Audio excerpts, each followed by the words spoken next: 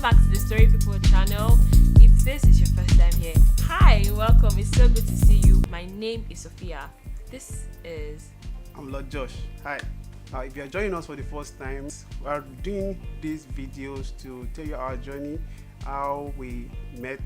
We talked about that in the last video. What we're friends for a long time. What changed? Why did I decide to ask her out? Why did she decide to say yes? We talked about all of that in the previous video, and we ended up on the point where I was going to tell you about telling my dad about her. Now, go and watch the previous video, but so that you don't have to stop this video to go back, let me just give you the gist. So my parents attend a very, very conservative church. We are both Christians, in case you didn't see that from our video, but we attend different churches from our parents. We attend the same church, but our parents attend like two different churches. And my own parents' church, they are very conservative. Don't wear jewelry, don't wear makeup, don't wear pants as a lady, and all of that. So telling them that this was the girl I wanted to marry was a bit of a struggle for me. Well, I knew how to do it because I couldn't get married without my parents, but I wasn't so sure how they were going to react. Yeah, so that was where we ended last week. So today we're going into telling you how we met each other's parents, how our parents met each other, how everything was so different from what we expected, and let's go.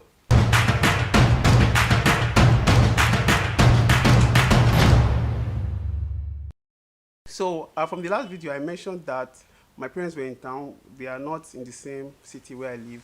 So they were in town for something at the time. I think maybe a wedding or something. And so they were going to travel back. So that day, I knew I had to just tell my dad this was my chance to let him know about this girl. We had already started dating. So that morning, I went to the room. Daddy, okay, so I have something to tell you. And I said, okay. So I said, I'm getting married. And I told him something else. We'll gist you that later. So I told him two things. I'm getting married. Also date. I even gave him a date and everything. So he was just smiling. Of course, they had been telling me to get married for a while. I mean, I'm not 20. So he just smiled. So I started telling him the story that I've already told you in the last video. Who the girl was, where I met her, how I prayed, how I was convinced, and everything. It was just nothing and listening. There was something on the bed, so he was forming distracted, but he was so not distracted. So he was listening to me, I told him all of that story, and then he said, okay. That I remember he wrote a book. We don't have, it's somewhere in the house. So maybe when we're editing this, maybe we'll put it there. But if we don't, anyway, he talked about some things that you're supposed to check, some tests, to know if the person is the one. So he told me to get the book. So I got the book. He opened it. So I can't list all the tests now, but they were all P's. There was something like passion test. That do you love the person? There was peace test. Do you have peace about it? There was pastor's test. Do your pastors approve? There was parents test. Said we should pause on that one. That's what we are doing here. So your parents need to approve. There was patience test. The person telling you must do it no, let's get married in 1 month. But he said from the date I gave him, looks like we're a bit patient, so that's okay. Do you remember any other one? No, I'm just smiling. Yeah, there was physician's test. That is like. Oh yeah, Are you? What's your genotype? Story. Side journey. So. I like surgeons. When I asked her out, before she said yes. Of course. Okay, let me just be upfront. I am AS. Well, I was at the last time I checked.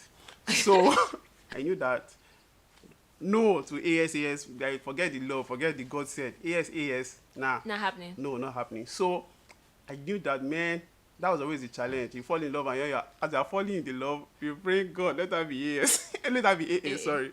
So I checked it up that day because I knew that, man, before she says yes, before this thing starts progressing, let me find out. I just told her, so I'm AS. So, what's your genotype? She said... We're chatting, by the way. We're chatting, yeah, it was on WhatsApp, we're chatting. So I said, so what's your genotype? She said, that... She very said I prayed. That won't God perfect it? So that gave me some kind of, okay, this answer sounds like, okay, But then she said, what did you say? Okay, when he asked me, he went away to YouTube because he was afraid of what my answer would be. Oh, yeah, that's right. I didn't wait for the answer. He went away. Immediately, I ran away for a bit because my heart was doing gish, gish, gish, gish. So I said I was AS. Yeah, basically, that's what she said.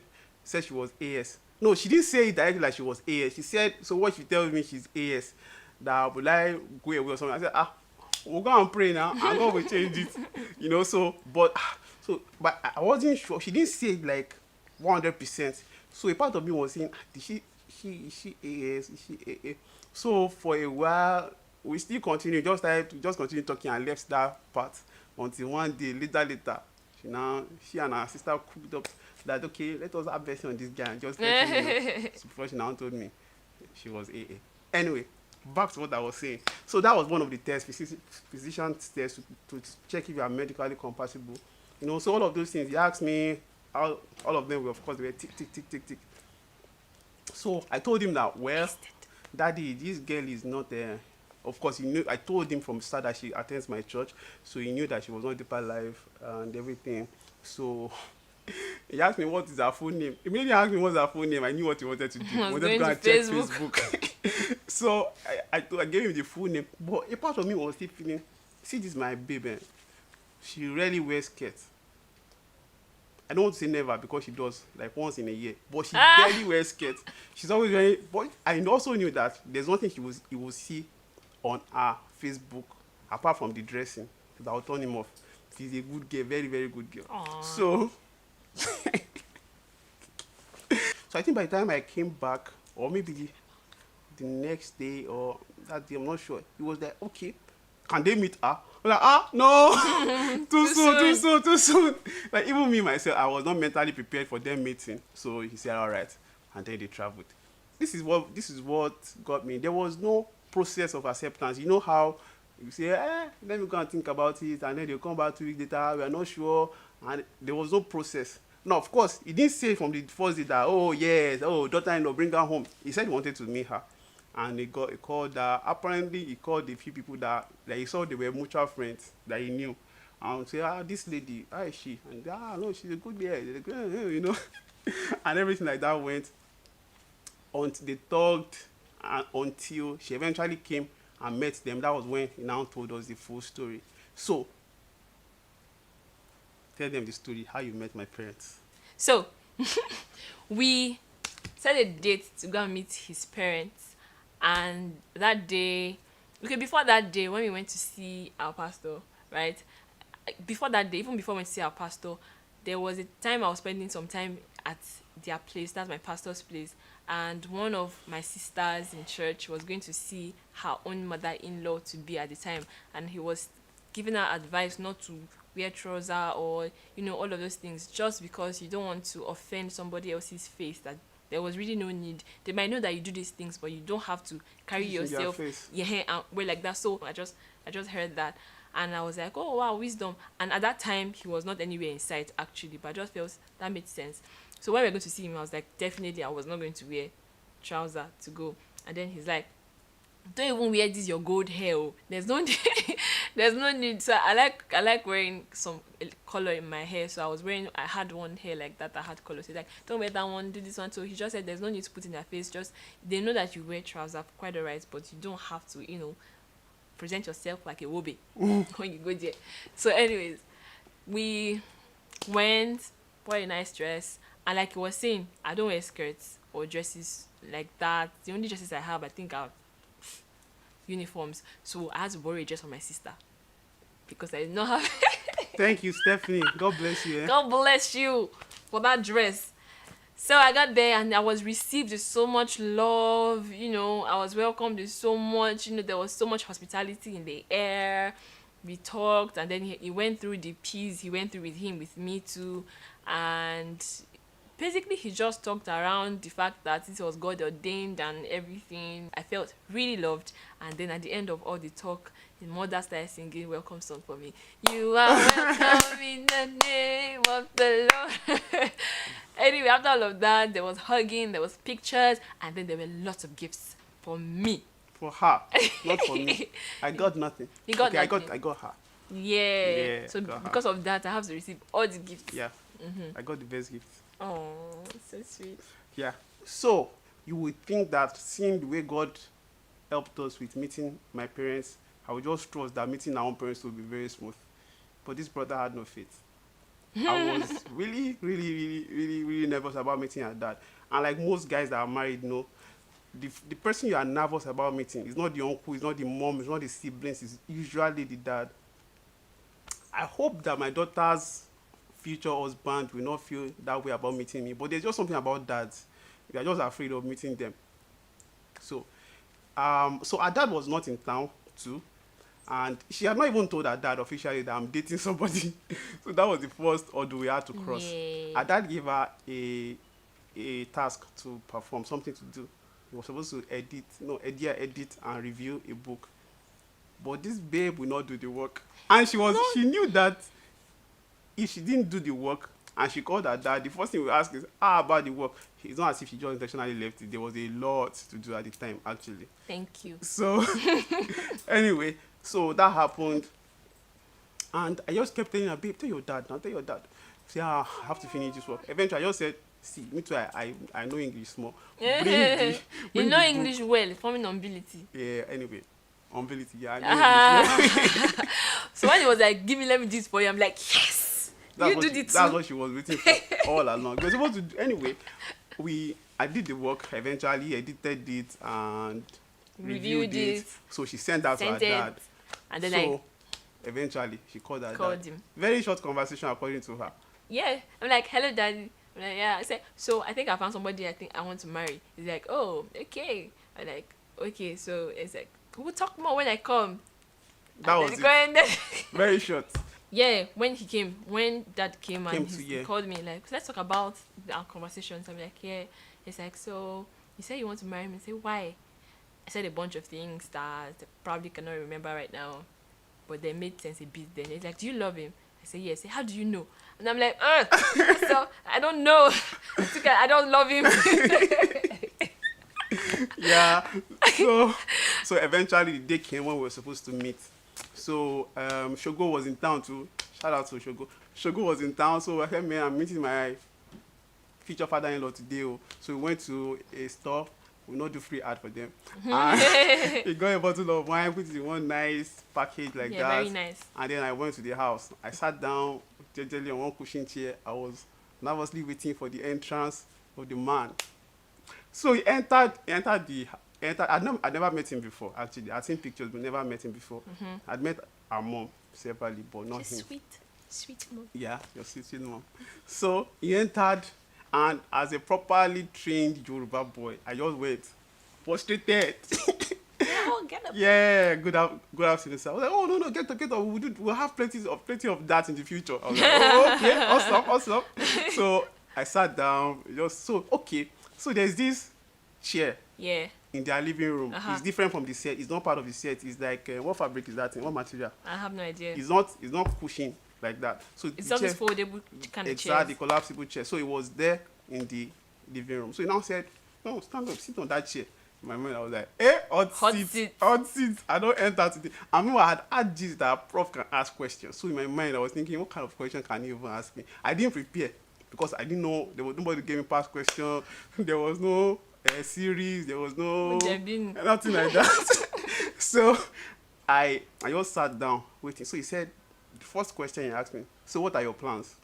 Please tell me. How do you answer that question? What comes to your mind? What are your plans for the future? What's your 5-year goal? Where do you expect yourself to be in 20 years? I didn't know what are your plans. So after thinking, the thing my brain could come up with is, he said, I want to marry your daughter. He said, and this is what shocked me. He said, I already know that. I mean, what are your plans for the wedding? Wow. That blew my mind. It was blown. It did not ask me any question about where do you work? How old are you? How much do you make? How much is your bank account? Have you seen dollar before? How many dollars out of the country? He didn't ask me any of those questions that I expected. And he just said, so what are your plans for the wedding? We just went straight into talking about the wedding and everything. It was awesome. And when we were done, I was like stood up, said, thank you, sir. He was like, oh no, come.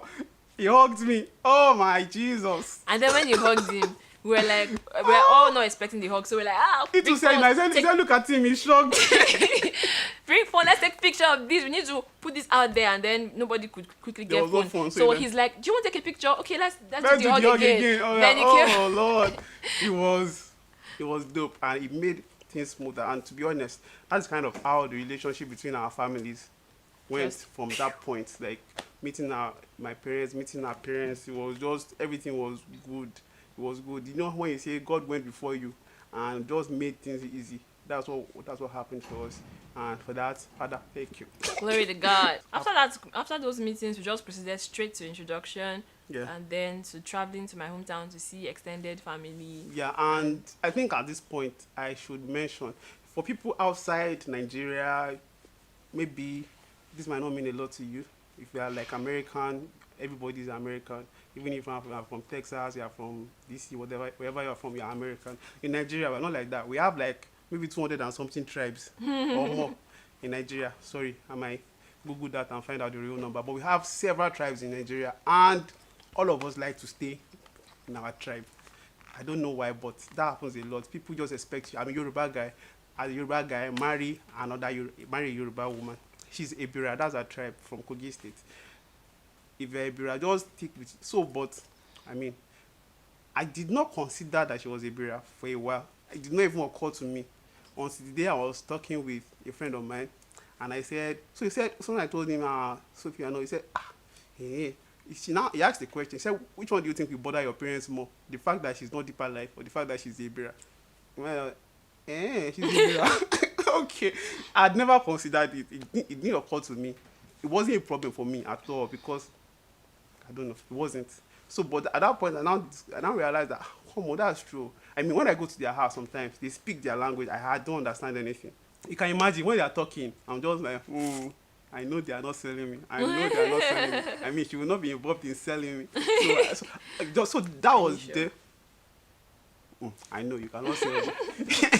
So, all of that happened, and then, well, she speaks Yoruba fluently and she understands. So she doesn't have that problem when she comes to my house and everything. So she speaks Yoruba. She spoke with my grandparents that don't speak English. She was able to communicate. Thank God our own grandparents can speak English and Yoruba. Mm-hmm. So I was able to talk to them too. So but that inter-tribal thing somehow was not an issue for us. Well, until I went to the hometown and I got there, this is, they call Ibrahim name is Oiza's husband though. So I had to be greeting people up and down. They had a little ceremony. They did not even accept me. They sang Ibrahim songs throughout, asked me to come and dance. And the good thing was everybody testified that I repped. He's a natural. I repped. Like they said, did you learn it? And everything. I was, no, it's God gave it. And that's it. It was just fluke. It wasn't fluke. It was fluke. Because at the engagement, they said it again. That I danced the step where I was like, yeah. Congratulations. I'm proud of myself. Anyway, so that happened. At the end of the day, it was a very cool meeting. And that was the time our wedding was postponed for the first time. Okay, now everybody knew about us, both our parents, our pastors, pretty much everybody. We had this discussion one time that are we going to have a secret relationship whereby they'll just announce that Joshua and Soph are getting married, and everybody will be like, where did you guys do it? And it did not happen. Like maybe 2 weeks into dating, like the whole world. Everybody knew. Because this man here could not help himself. He was struck, smitten by me. Anyways, so that happened, and if we're attracted to each other before, now that it was legal, we could legally be attracted to each other. Guess what is happening inside now? In our next video, we'll be telling you how we were able to manage the attraction during the courtship, and she did not do a lot of that before. I didn't do any of that yeah. And spoiler alert, we did not kiss until the pastor said you may kiss the bride. So how were we able to do that? I know there are a few people here who it was very easy for. You people are spiritual, very deep. Just feel the Holy Spirit is like enveloped you. So when you're looking at each other, you only pray and read your Bible. You guys were not attracted, but we were not like that. So how were we able to keep ourselves from doing this? We'll be telling you that in our next video. So thank you for watching to the end of this video. Please, if you have not liked it already, like it, and click on the subscribe button. If you have not subscribed, please do subscribe so that you'll be able to know, you will be able to follow this channel, and click on that notification bell so that you will know when we post our next video, so that you will not have to be waiting for your friends to put it on their status. All right, thank you so much. Thank you. We love you. We love you so much. See you on our next video. Bye. Marry your temptation.